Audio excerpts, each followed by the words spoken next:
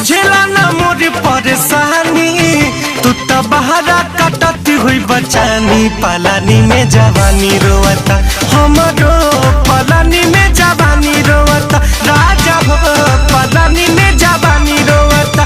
पिया बुझेला ना मोर परेशानी, तू तो बहरा कटती हुई बचानी। पलानी में जवानी रोवता हमरो, पलानी में जवानी रोवता हमरो, पलानी में जवानी रोवता।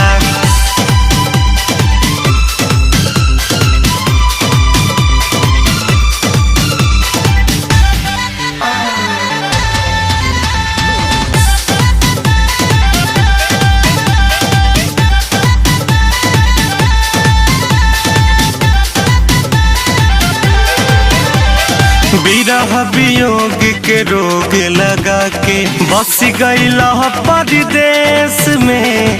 कटे न रतिया बढ़ल विपतिया, बहुत बहानी कलेश में। विरह वियोग के रोग लगा के बस गईला परदेश में।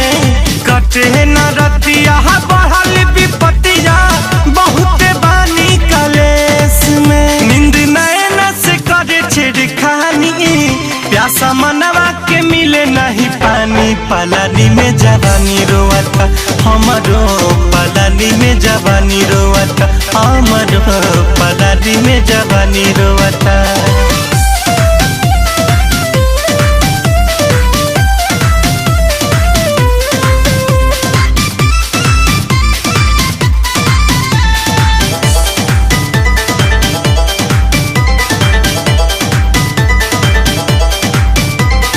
बिहू की के बिंदिया रुए, सोरह सिंगार बेकार भइल। सवती जैसन लागे से जरिया, तन के गहना भारी भइल। बिहू की के रोवे बिंदिया, सोरह सिंगार बेकार भइल। सवती जैसन लागे से जरिया, तन के कैसे रहत हम बहानी। रावा कबहू नहीं सोचतानी, पलानी में जवानी रोवता हमरो, पलानी में जवानी रोवता हमरो, पलानी में जवानी रोवता।